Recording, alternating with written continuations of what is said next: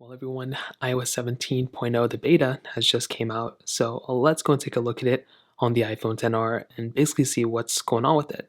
This is now basically the oldest iPhone supported on iOS 17, which is pretty insane. It's crazy how things like this can happen where an iPhone is like it's pretty high up there, then it becomes like unsupported, and probably next year it might be even gone, who knows. Now there's lots of changes, there's lots of small changes. There's nothing that's like super crazy big within this update, at least as far as I can tell.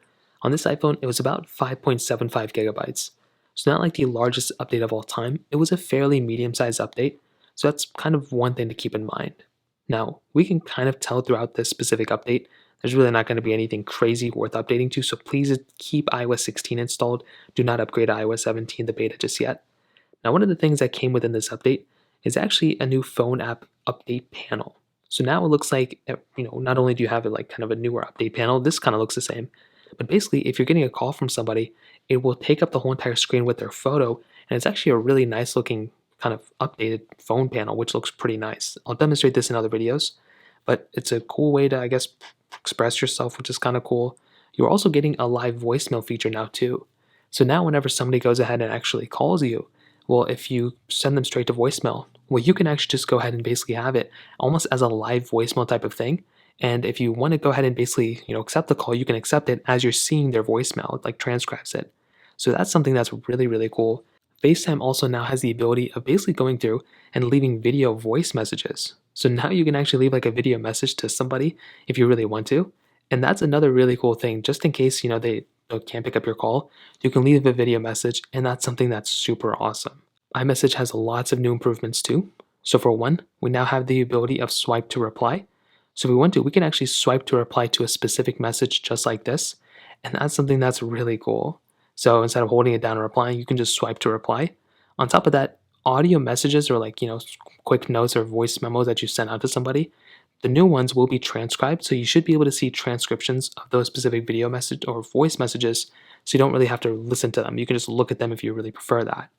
On top of that, if you look at the little option down here, you can see it looks a little bit different. It looks much cleaner than before.